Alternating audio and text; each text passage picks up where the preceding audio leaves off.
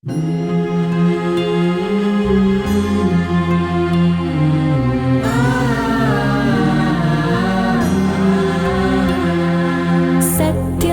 અહિંસા ચોરી ન કરવી, વણજોય તું નવ સંઘરવું. સત્ય અહિંસા ચોરી ન કરવી, વણજોય તું નવ સંઘરવું. વણજોય તું નવ સંઘરવું. પૂજ્ય બાપુની 150મી જન્મ જયંતિ અવસરે માનનીય કેન્દ્રીય મંત્રી શ્રી મનસુખભાઈ માંડવિયાની આગેવાનીમાં થઈ રહેલી પદયાત્રાનો બીજો દિવસ પૂરો થયો. તો આવો જાણીએ પદયાત્રાની હારમાળામાં બીજા દિવસના મોતી.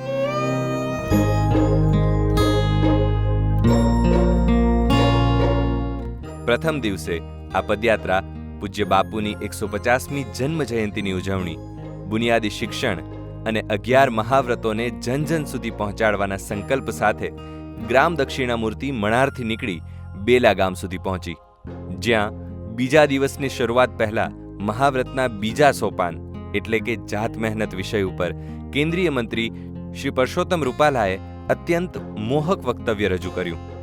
સૌ પ્રથમ એક કાઠિયાવાડી તરીકે હરખ વ્યક્ત કરું છું કે હજી ગાંધી વિચારને જીવતો રાખવા વાળો એક જણ અમારી વચ્ચે છે. મનસુખભાઈને ગાંધીજીના વિચારને અનુસરવા માટેનો, એને સ્પર્શ કરવા માટેનો, એને યાદ કરવા માટેનો 7 દિવસ ચાલીને પગે પરિશ્રમ ઉઠાવવાનો સંકલ્પ કર્યો છે.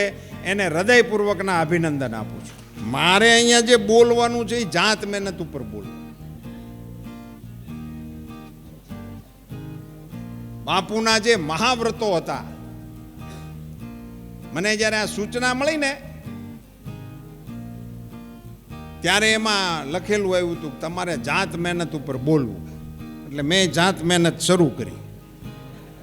સત્ય અહિંસા ચોરી ન કરવી, વણજોતું નવ સંઘરવું, બ્રહ્મચર્યને જાતે મહેનત, કોઈ અડે ના અભડાવું, અભય સ્વદેશી, સ્વાદ ત્યાગને સર્વ ધર્મ સરખા ગણવા, આ 11 મહાવ્રત સમજી નમ્રપણે નિત આચરવા. મહેનતનો રોટલો મીઠો લાગે, એ ગાંધીજીનો માન્યતા હતી. અને એટલા માટે મહેનત વગરનું જીવન, એ જીવનની બાપુ ટીકા કરતા હતા. જાત મહેનતનું આપણામાં માધ્યમ એવું છે, ખેતી પાતી ને વિનતી. ખેતી પાતી ને વિનતી, ખાજ ખુજાવણ હાર, એતા દૂજા ન દીજીએ આપ કરણ મેં સાર. ખેતી પાતી વિનતી, ખેતી કરવીની હોય ને તો એ જાત મહેનત કરો તો જ થાય એવું લખ્યું છે. અત્યારે આપણે કરતા જ નથી, ભાગવી જ છે ત્રીજે ભાગે, એટલે એમાંથી વળે નહીં. ખેતી પોતે કરવી પડે. પાતી એટલે પીરસવાનું, એ આપણે પીરસવું પડે. ઘરધણી પીરહેન મહેમાન ખાતા હોય અને કેટરર પીરહેન ખાતા હોય, એમાં કેવડો મોટો ફેર છે. અરે બાજરાનો રોટલો ને ડુંગળી જ હોય, પણ ગરદણી એમ કે ને નહીં અડધો લ્યો અડધો લ્યો, તો એમાં અમીનો ઓડકાર આવે. 32 જાતના ભોજન હોય, પણ ટેલિયન જેમ ગોતતા ગોતતા લેતા હોય, એમાં શું એમાં હવાતા.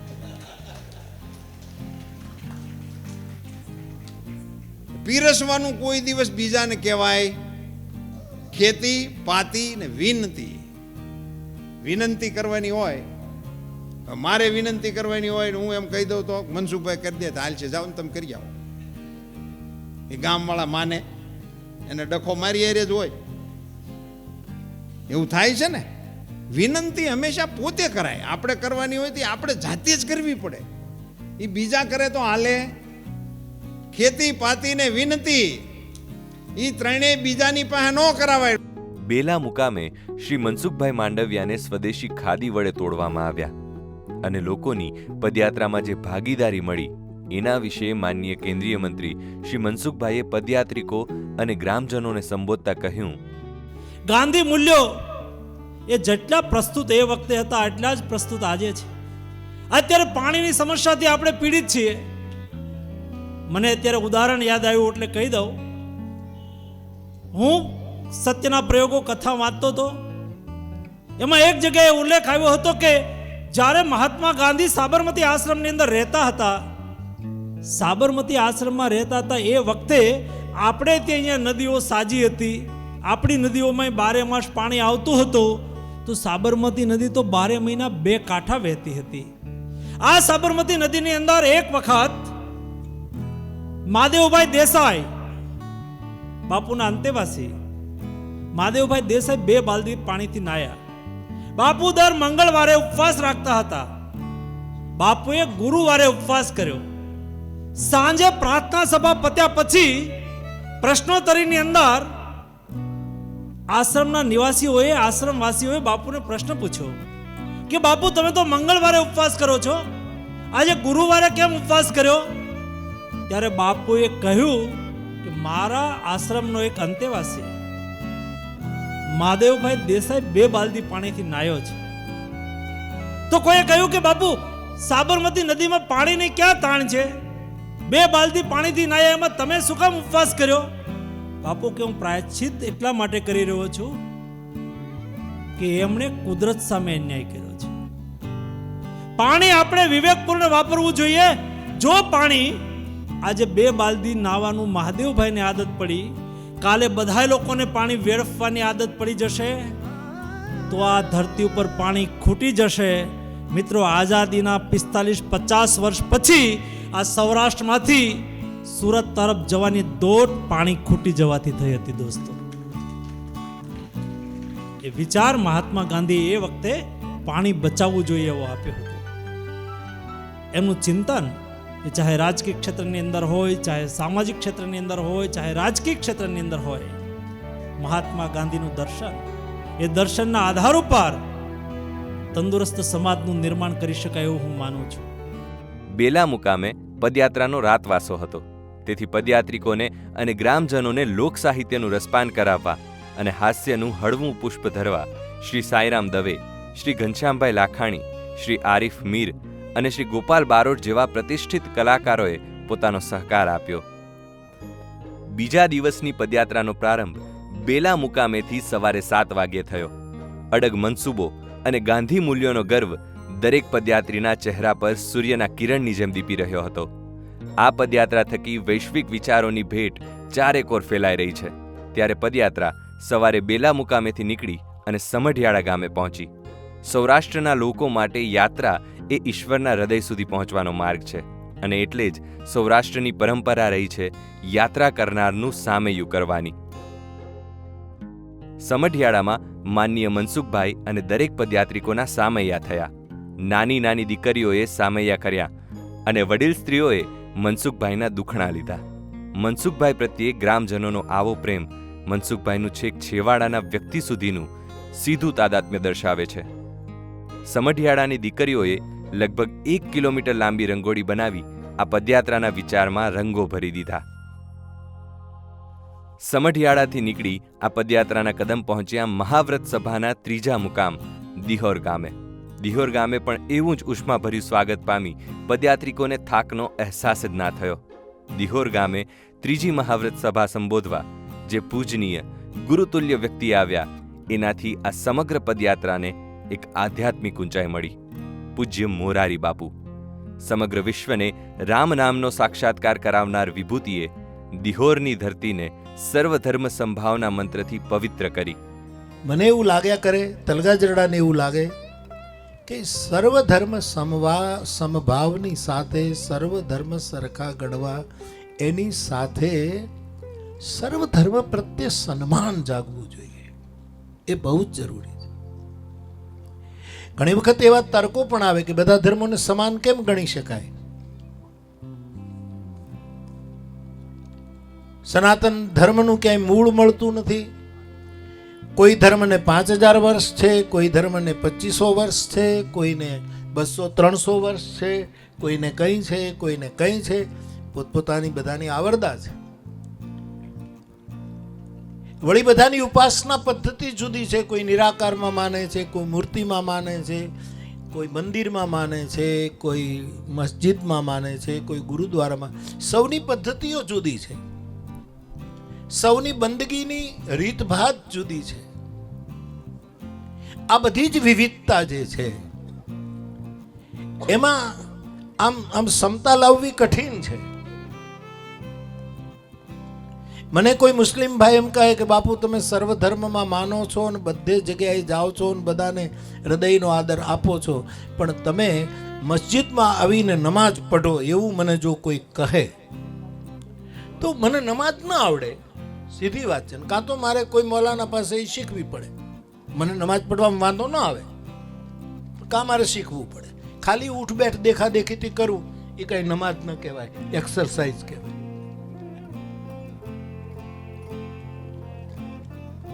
લંડનમાં એક સર્વધર્મ યાત્રા અમે કરેલી અને ત્યારે મને લંડનની એક બહુ જ પ્રસિદ્ધ મસ્જિદમાં મને લઈ ગયા અને ત્યાંના મુખ્ય મૌલાના હતા. એમણે મને કહ્યું કે બાપુ તમે આ બધું સરખું માનો છો ને આને બધો આદર આપો છો તો તમે અમારી સાથે નમાજ પઢશો?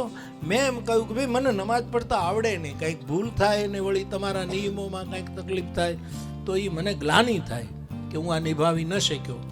પણ એક કામ કરું, તમે બધા નમાજ પઢો, હું પાછળ ઊભો મારી માળા લઈને હનુમાન ચાલીસાના પાઠ કરું, જો તમને વાંધો ન હોય તો. ધન્ય છે એ મૌલાના.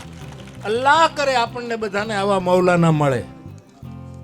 એણે મને એમ કહ્યું કે બાપુ તમે અમારી બંદગીના સમયે પાછળ ઊભા તમારે જે કરવું હોય તે કરો, હનુમાન ચાલીસા કરો કે જે કરો, પણ તમે અમારી સાથે ઊભા રહો એ અમને મંજૂર છે. આ છે સર્વધર્મ સન્માન. આ છે સર્વધર્મ સન્માન. સાચું ભગવાને શું કીધું અને અર્જુન શું સમજ્યો એ તો બોલનારો કૃષ્ણ જાણે અને સમજનારો અર્જુન જાણે. બાકી આપણે વ્યાખ્યાઓ અને એના ઉપર અને કરવા જોઈએ. કેટલી વ્યાખ્યા ગીતા ઉપર, પણ કૃષ્ણ કયા ટોનમાં બોલ્યા એ તો કૃષ્ણ જ કહી શકે જો ભાષ્ય કરે તો. અને અર્જુન શું સમજો એ તો અર્જુન કહે તો જ થઈ શકે. એમાં લખ્યું છે સર્વધર્માન પરિત્યજ્ય મામેકમ શરણમ વ્રજ.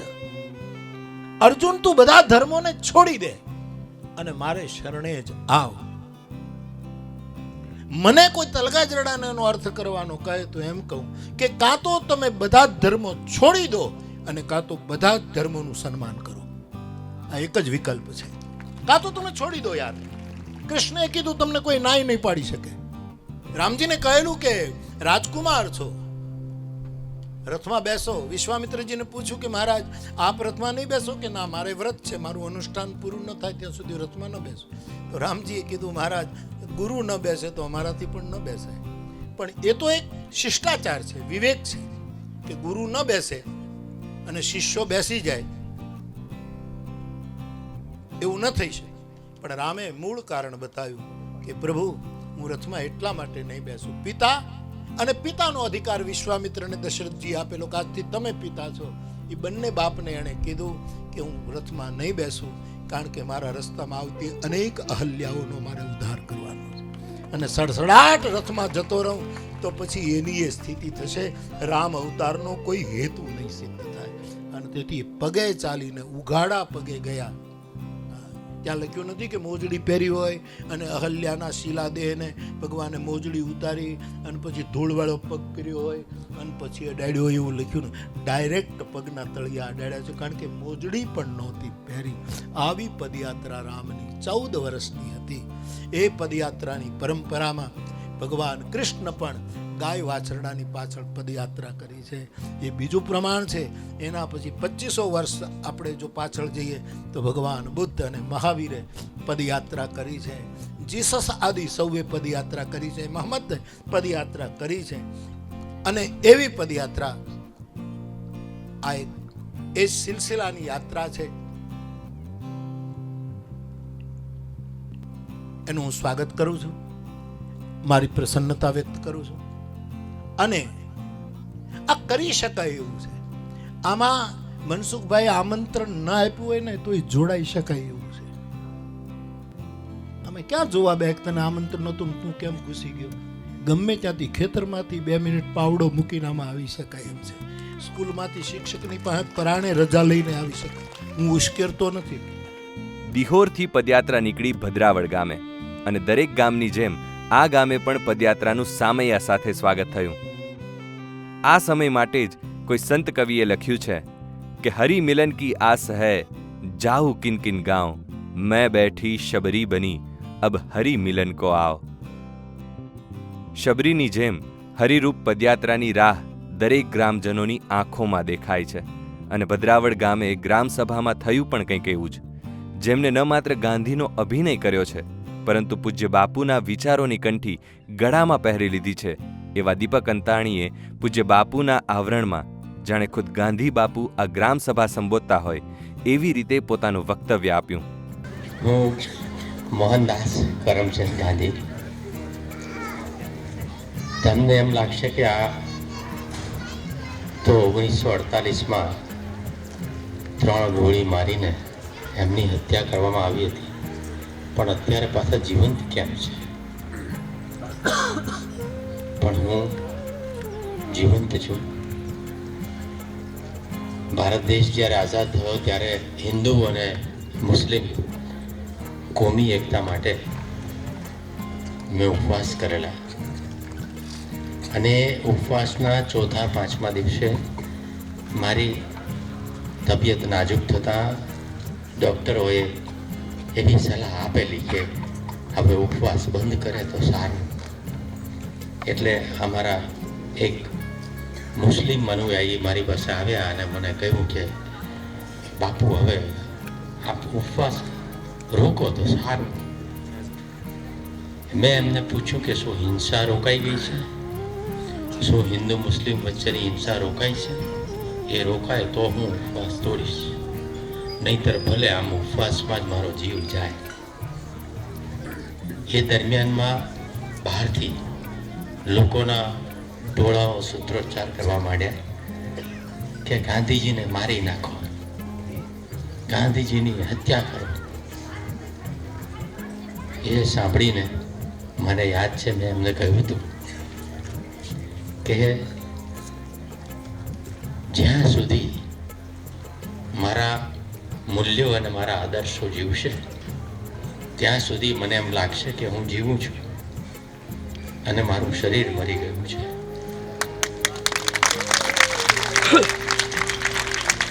પણ જો મારા મૂલ્યો અને આદર્શો નહીં જીવતા હોય તો હું જીવતો હોઈશ તો પણ એનો કંઈ અર્થ નથી. આજે આવી પદયાત્રા થકી મનસુખભાઈએ મારા મૂલ્યો અને આદર્શોને જીવંત રાખવાનો એક પ્રકલ્પ કર્યો છે, ત્યારે મને લાગે છે કે હું હજી જીવું છું. જ્યાં સુધી કોઈ એક માણસ પણ સત્ય માટે લડતો હશે ત્યાં સુધી મને એમ લાગશે કે હું જીવું છું. જ્યાં સુધી કોઈ એક માણસ રેંટિયો કાંદતો હશે ત્યાં સુધી મને એમ લાગશે કે હું જીવું છું.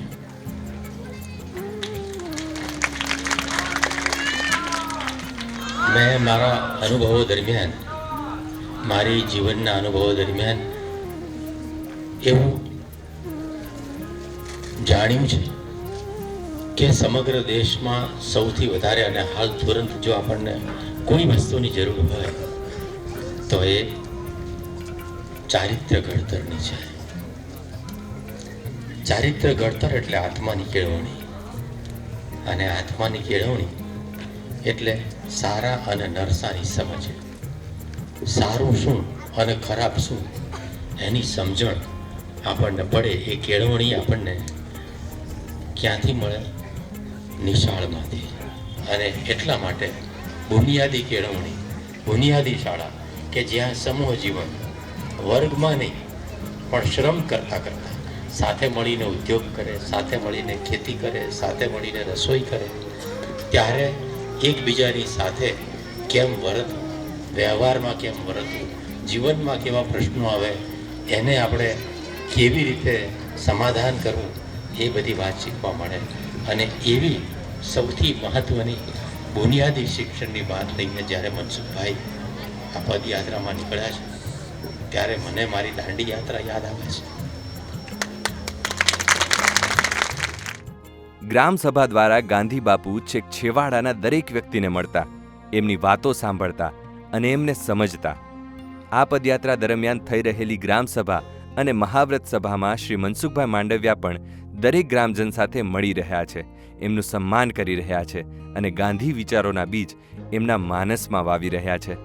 બીજું તમને કદાચ એવું થતું હશે કે અહીંયા ગામના કારીગરોને ઊભા કર્યા, ગામમાં કોઈ સિલાઈ કામ કરતું હશે એમને ઊભા કર્યા, માટી કામ એટલે કોઈ કુંભાર હશે એમનું સન્માન કર્યું, કોઈ સારી ખેતી કરતા હશે એમનું સન્માન કર્યું, સારા કડિયા તરીકે કામ કરે છે એનું સન્માન કર્યું, કોઈ વાળ કાપવાનું કામ કરતા હશે એમનું સન્માન કર્યું. આ ગ્રામ્ય કારીગરો છે, આનું સન્માન કરવાનું ગાંધીજી કહેતા હતા. એક કારીગર, હુનર, નાનું નાનું કામ, એનું પણ ગ્રામ્ય જીવનની અંદર મહત્વ છે. આપણા ગામની અંદર 2 વાળંદ હોય ને એવું કે ગામના વાળ નથી કાપવા, તો આપણે જવું પડે કે નહીં બીજે ગામ? હવે કાપવાની ના પાડી દે તેથી આપણને એની અગવડતા સમજાય. જે ગામની અંદર લુહાર ના હોય, આપણું ગામ ખેતી કરે છે પાતુભાઈ, તો ખેતીની અંદર આપણે ઓજારો જોઈએ, હળ જોઈએ, દંતાળ જોઈએ, આ બધું જ ક્યારેક ખોટવાય, રિપેર પણ કરવું પડે, ભાંગે તૂટે, નવું લેવું પડે, નવું કરાવવું પડે. તો આ કરવાનું કામ કોણ કરે, રિપેર કરવાનું કામ કોણ કરે? એ લુહારની ભૂમિકા છે. જો આપણા ગામની અંદર લુહાર ન હોય તો આપણે 12 ગામ કરાવવા જવું પડે ને. બધા લુહાર બંધ કરી દે કે આ કામ અમારે નથી કરવું, તો આપણા ગામના વિકાસની અંદર એમનું કંઈક ને કંઈક યોગદાન છે. એના યોગદાનની કદર થવી જોઈએ.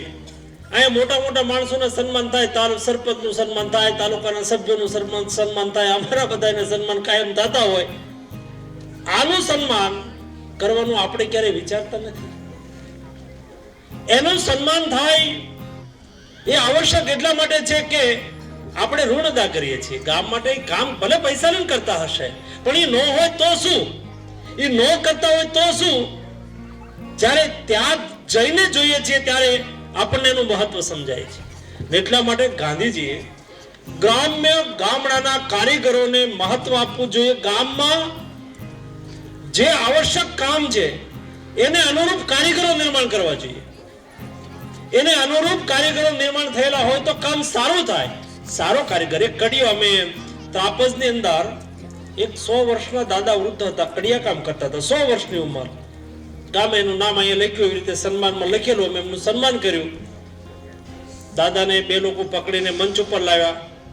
એ દાદાએ કીધું કે આ નિશાળમાં કાર્યક્રમ છે ને, આ મેં બાંધી છે. 75 વર્ષ પહેલા કડિયા કામ કરીને એમણે એ નિશાળ બાંધી હતી.